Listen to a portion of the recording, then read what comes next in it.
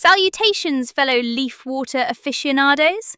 Welcome one and all to episode 5 of our introductory tea series, The Methods to the Madness. I'm your host, Sam. I'm sure you've all been eagerly awaiting this video, and it is my honour to assuage your enthusiasm, so please sit back and enjoy as I introduce this week's entertainment, which will be a lesson in semantics. That's right, ladies and lads, we're having an English lesson today, but only briefly, and then we'll move on to other, more directly tea-related topics, but I promise it'll make sense once I get started.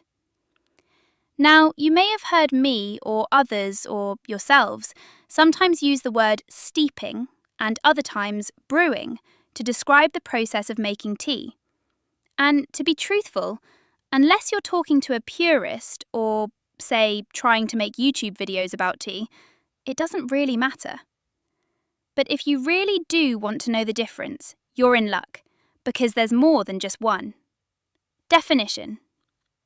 Brewing, as it relates to tea and other beverages, such as coffee and perhaps some kinds of alcohol, has a dual meaning. In the first school of thought, there is a very sharp line between steeping and brewing. Steeping is the passive act. You know the drill.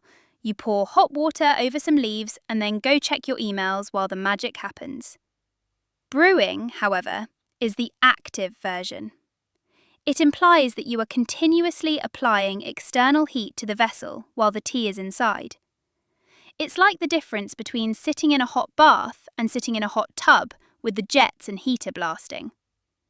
Functionally, it's a hair's breadth away from boiling your tea, except you're keeping a temperature just below that aggressive, bubbly threshold. It's more of a slow cook approach, and it's how you get every last drop of personality out of a stubborn leaf. The second meaning, the one most of us use when we aren't trying to win trivia night, is that brewing is simply the umbrella term for the whole theatrical performance. The kettle whistling, the selection of the good mug, the tossing in of the leaves, and the final satisfying pour. In this version, steeping is just a single scene in the play, the specific minutes where the leaves are actually soaking.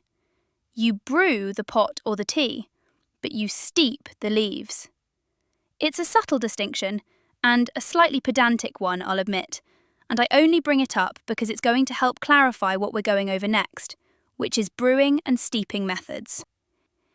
The exact number of actual ways to prepare tea and all its variations is well into the dozens, or even the hundreds if you account for specific rituals some cultures have for preparing every kind of tea for every conceivable occasion. But I'll only be covering 4 here. These are gong fu cha, Western style, cold brew, and boiling. I chose these 4 for 2 reasons. First, these methods have transcended regional and cultural traditions and become popular all around the world. Second, they collectively represent a wide spectrum of how temperature and time manipulate the delicate chemistry of the plant. We begin with gong fu cha, which, like many tea-related topics, originated in China. This isn't just making tea, it's a lifestyle choice. Gong fu literally means tea made with skill or with effort. You use a massive amount of leaves in a tiny, tiny vessel, either a gaiwan or yixing clay pot, and you perform short infusions. We're talking 10 to 20 seconds per pour. It's rhythmic, it's meditative, and it lets you taste the tea's evolution from the first sip to the 10th. It's a bit of an obsessive way to drink, sure, but it's also how you truly get to know the nuanced soul of a high-quality leaf. It's common when preparing gong fu cha with someone to use a gong dao bei, or fairness cup, which is really just a pitcher or decanter, to ensure that each person gets to experience the same flavour tea each round. The way it works is, instead of steeping the tea and then pouring each person's cup individually, the whole batch of tea made that round goes into the fairness cup and then is served.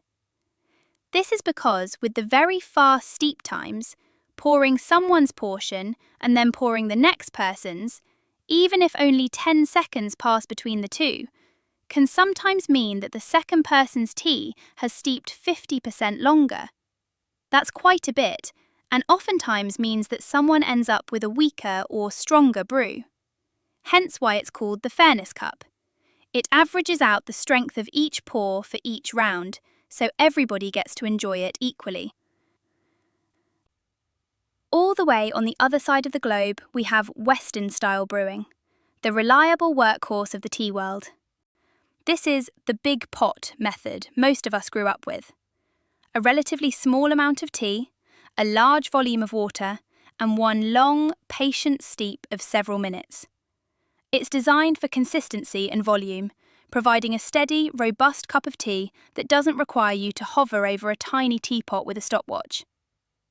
While it's less about the evolution of the leaf, it's the ultimate comfort method, perfect for when you need a hearty brew to kickstart your brain without a multi-act performance.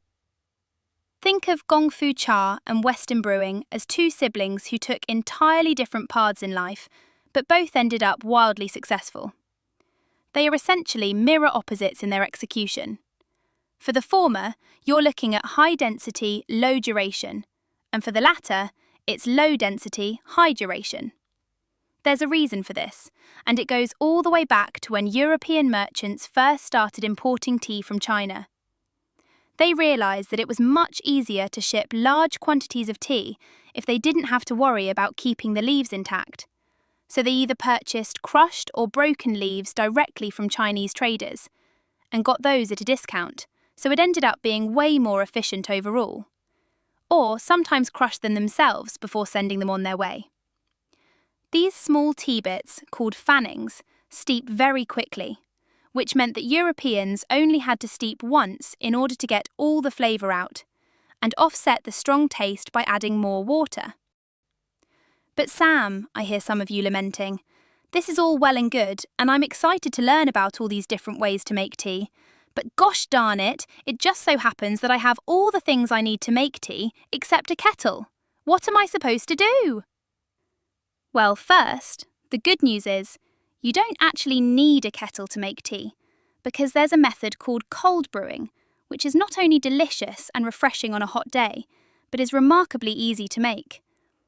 All it requires is some water, any container with a lid, a refrigerator, and the patience to wait anywhere between 4 and 12 hours, depending on the kind of tea you're working with. And second, what are you doing? Buy a kettle! A decent one is only like 30 quid, or for the Americans, dollars. While high temperatures cause a rapid extraction of both caffeine and tannins, keeping things chilly is a much gentler way to treat those sensitive bioactive molecules. It's the perfect low-maintenance way to enjoy tea in the summer, turning the brewing process into a set-it-and-forget-it project that rewards your patience with a refreshing, clean flavour that won't bite back. And finally, we return to the most ancient method of them all, boiling. Long before anyone invented delicate porcelain strainers, tea was often boiled directly in a pot over a fire. This is still the heart of some regional practices, like Tibetan butter tea, where bricks of dark or fermented tea are boiled for hours until they are incredibly concentrated, then combined with salt, milk, and butter to create a warm, savoury drink that feels closer to a broth than a standard tea. Or Indian masala chai, where tea leaves are simmered alongside spices such as cloves, cardamom, black pepper, cinnamon, and ginger. Milk is added, and the whole thing is brought to a boil, strained, and served. Now, I'm sure these sound delightful, and perhaps more complicated than some of you are willing to put up with. But don't be misled into believing that boiling is only useful for certain kinds of specialty tea. Because even in our modern era of smart kettles and precision-tuned water chemistry, there's something undeniably soulful about a humbly boiled green or black tea.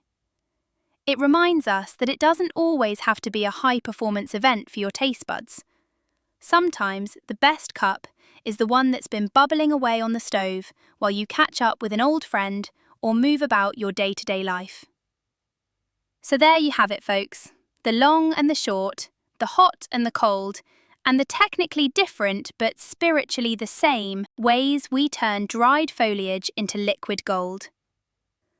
Whether you're hovering over a tiny clay pot like a mad scientist in a gong fu session, or tossing a tea brick into a boiling cauldron like a medieval apothecary, or relaxing in the shade with a cold glass in hand like, well, a regular person, I guess. At the end of the day, the right way to make tea is whichever method makes you feel like you've actually got your life together for 5 minutes. So, go forth, be brave, experiment with density and duration, and remember, steep, sip, stay curious.